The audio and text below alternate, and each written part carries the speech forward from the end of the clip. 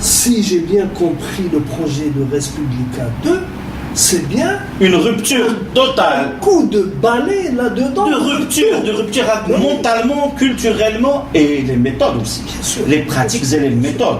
Il ne s'agit pas d'un chiffre. Le problème, Res Publica 2, ce n'est pas un chiffre, c'est une rupture mentale, psychologique, culturelle. Je vais te dire une chose.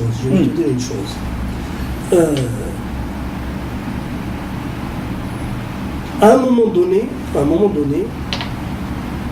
ne pouvait devenir ministre, malgré ses compétences et trucs, quelqu'un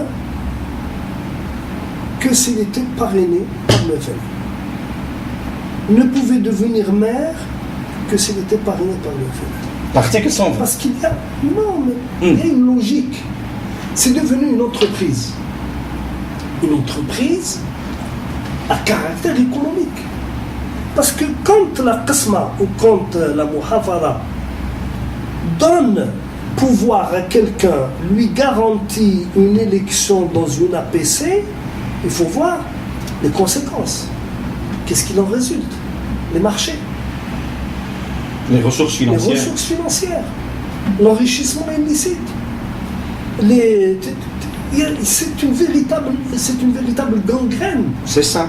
Économique et sociale. Je suis tout à fait d'accord, c'est ce que j'ai dit tout à l'heure. Le problème, il est l'incarnation du système et il est l'image de l'Algérie d'aujourd'hui. C'est pour ça qu'il y a une sorte de rejet, de vomissure, qui a fait que l'image de l'Algérie elle-même maintenant est vomi. Parce que les gens ne s'y identifient plus. Ils te disent Hadou, et pendant longtemps, je l'ai rappelé, pendant longtemps, quand tu rencontrais un certain nombre de responsables du FLN, tu leur posais des problèmes, ils disent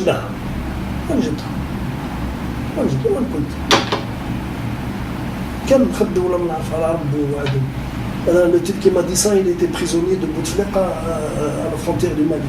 Il dit que j'étais là. En 54, j'étais là. En 62, j'étais là.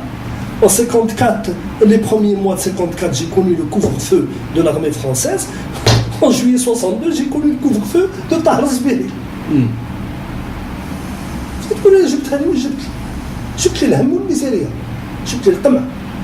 Voilà, ça me fait plaisir en tous les cas. Je viens de déclencher en lui tout un tralala de choses. Ça nous fait plaisir. Ça nous fait plaisir, non pas parce que ça nous fait plaisir, mais parce que le FLN a fait du mal. Il a d'abord fait du mal au FLN. Le FLN 62 jusqu'à maintenant a fait du mal au FLN. Le FLN a fait du mal au mouvement national. Le FLN a fait du mal aux Algériens. Il a fait du mal à l'Algérie. Tizi Ouzou, ils vont te mettre une... Pourquoi Tizi Ouzou? Toute la Kabylie va te mettre une statue dans chaque... Mais pourquoi? Tu crois que les gens de l'Oranais, les gens du Sud, les gens de... Écoute, c'est bien le FLN qui nous a coupé complètement de nos compatriotes du Sud. Oui, c'est bien le FLN qui a coupé le Sud, nos compatriotes, par racisme, par exclusion raciale, par exclusion culturelle, par exclusion de groupes et de castes, qui nous a coupé de nos compatriotes qui sont au Sud, à Tamnas, à Tinzawaten et je ne sais pas où. Les Algériens ne se connaissent pas à cause de ce parti politique, et lorsque je dis de ce parti politique, c'est-à-dire de cette culture politique. Et moi je dépasse en fin de compte les hommes, je dépasse un petit culture, je dépasse tout ça. Oui, ils nous ont fait mal. Je vais te dire une chose, parce que quand nous allons aborder les années 90, on va voir les choses avec sérénité. Les gens qui sont sortis du FLN 90, après à la veille de l'interruption du processus électoral, ou le coup d'État, selon les uns ou les autres, peu importe. Il y a des gens qui sont sortis sur la base d'une nécessaire moralisation. Ils étaient militants du FLN. Et ils sont partis au fils. Mais c'est la grosse masse est sortie du FLN. C'est ça. On voit bien que dans ce FLN-là, il y a bien des gens qui étaient soucieux de moralité, soucieux de moralisation. Enfin, de moralité par le discours. Qui nous l'ont fait payer très cher. Non, de moralité, excuse-moi, l'Akhdar, et de moralité, parce que si tu veux, si tu fais, j'allais dire, référence à ce qui s'est passé au sein du FIS, ces gens-là du FLN qui ont intégré le FIS par souci de moralisation, de moralité, on a bien vu les pratiques du FIS lorsqu'il a gagné à 54% les élections locales, comment qu'ils ont géré. Ils ont géré de la même manière. On va en parler après. C'est d'accord. Donc la moralité, sincèrement, ما كانش ni في الفيس ni في الفلان. هستنى ما تقلقش. لا نقلق وعندي الحق نقلق. Où j'ai peur pour mon pays, pour son avenir. يا خويا اصبر. Mais il n'y a pas que le fils qui est sorti du FLN. Non, je parle de la mouvance la plus lourde. Il y a le parti de Melk, Reda Melk. C'est bien plus tard. Il est sorti du FLN ou il est sorti lui-même, il est FLN. Bon. Tu ne vas pas mettre sur le même plan Reda Melk et Msaadia. Ce n'est pas possible. Tu as d'autres partis aussi qui sont sortis du FLN. Le RND. Le RND, qui est plus tardif. Qui n'est même pas un parti. Il n'a ni programme ni rien. On en parlera tant que le temps viendra. Peut-être tu es devenu un patient comme certains de nos amis. Non, je suis comme ça parce que il est nécessaire. Non, il est nécessaire pour nous. Et il est nécessaire pour nous, particulièrement la nouvelle génération, de trancher sur un certain nombre de choses. Parce que les choses sereinement, parce que l'émotion n'est pas bonne. L'émotion nous fait perdre la non, écoute, mais le pays est en danger. Le pays est en danger, ça date le pas pays, d'hier. non, ça date de. Ça date pas d'hier. Mais le pays est en danger. Le pays est en danger. C'est-à-dire, bon. S'il faudrait approcher les choses sereinement, il ne faudrait pas également les tasser avec une certaine rationalité intellectuelle. Parce que ces gens-là, les gens ont besoin aujourd'hui de comprendre les choses, comment elles fonctionnent. Dans la partie émotive et émotionnelle, il n'y a pas un Algérien digne de ce nom qui n'est pas saisi au tripes par ce qui se passe dans notre pays. Ça, il n'y a pas de doute. Je pense que notre vocation, c'est de rationaliser les choses, essayer de clarifier les débats et que les gens comprennent ce qui est en train de se passer. On n'utilise pas l'émotion comme le fils a utilisé la morale. Parce que ça devient à ce moment-là une sorte de pression et de chantage sur les gens. Et lorsque tu utilises la guerre de libération nationale jusqu'à maintenant, est-ce que ce n'est pas une émotion ? Est-ce que ce n'est pas de la morale ? Est-ce que ce n'est pas une sorte de légitimité ? Est-ce que ce n'est pas de la propagande ? Ce n'est pas seulement de la propagande, ça a un coût. Lorsqu'on utilise la guerre de libération nationale. En 2010, on continue à utiliser la référence, j'allais dire, de la légitimité révolutionnaire de Mujahid, de Ibn Shahid, de Shahid, de Ibn Shahid, de Ibn Mujahid, de Ibn Mujahid, etc., dans une Algérie qui est confrontée à des défis de la société de la connaissance, de l'intelligence, de l'ultra-compétitivité, de l'effort, de la concurrence, j'allais dire, de l'état moderne. Oui, d'accord. Vas-y. Oui.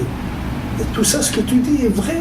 Tout ça, ce que tu dis est vrai. Et tout ce que tu dis, le problème, c'est que ça n'a pas été débattu dans les structures de ce parti momie. C'est une momie, ce parti-là. Les gens qui se sont inquiétés de démocratie, de liberté, d'économie, de culture, de diversité, il en a existé, y compris dans le FLN, à des degrés différents. Parce qu'il tu m'as emmené une fois voir Talib Ibrahim. C'est toi qui m'as emmené. Oui. D'accord. Là, je ne le connaissais pas. Non, entre parenthèses. On était. Oui. Non, on était véritablement dans le cadre du collectif qui s'opposait au troisième mandat. Ça, voilà, j'aime bien cette précision. C'est important. Non, bien sûr. C'est-à-dire dans le cadre de l'initiative civique pour la défense de la Constitution contre le troisième mandat de Abdelaziz Bouteflika, c'est-à-dire contre un troisième coup d'État. Exactement. Tu m'as emmené voir Talib Ibrahimi, il nous a bien reçus, c'est un monsieur d'éducation, etc. Et Talib Ibrahimi est un homme de culture, personne n'osera dire le contraire. Talb al-Ibrahimi, en matière de culture, avait une certaine vision, et une vision qui n'était pas une vision démocratique. C'est une vision qui, sous le couvert de la légitimité historique et de la légitimité de la caractérisation culturelle et religieuse fondamentale, est de nature à se passer il ne fait pas, si tu veux, place à une perspective de démocratisation. Mm-hmm. Il a montré suffisamment lorsqu'il était en activité dans l'État. Si tu me permets de rappeler l'interdiction du colloque international de littérature, oui, on l'a déjà évoqué, à Constantine en 1974. C'est lui. C'est comme ça que Abdelrahim dit, moi j'étais recteur, mais c'était pas moi, c'était Talb. Il avait remplacé pour un moment Mohamed Sadr Beliahi, qui était absent. Donc, Talb n'a rien à voir avec Msaadia. Donc, qu'est-ce que tu veux me dire, Nasser Khoya? Je te dis, qu'est-ce que tu veux me dire? Écoute-moi bien. Il y a des segmentarités. Tu me corriges, hein? Tu me corriges, hein? Ce que tu veux me dire là. Je te dis mon point de vue. D'accord, tu me corriges si je me trompe pas. Si j'ai bien compris. Tu veux me dire que Belaqel, doucement, le FLN, il faut le prendre à tête froide, à tête reposée. Car au sein, pour comprendre le processus, chose naturelle. C'est normal, c'est normal. Pour la simple raison, pour commencer, qu'à l'intérieur du FLN, il y a des gens, des sensibilités, des gens de haute compétence, des gens de noblesse, des gens de moralité. Il y a des gens, des voyous ignobles. Moi, ce que je te dis, mon frère, qu'à partir de 89, c'est-à-dire qu'à partir de la révision constitutionnelle, de la nouvelle constitution, pourquoi y a-t-il eu les événements d'octobre? C'est contre le FLN et le régime et le système. Pourquoi y a-t-il eu une nouvelle constitution? C'est contre celle de 63 et de 76.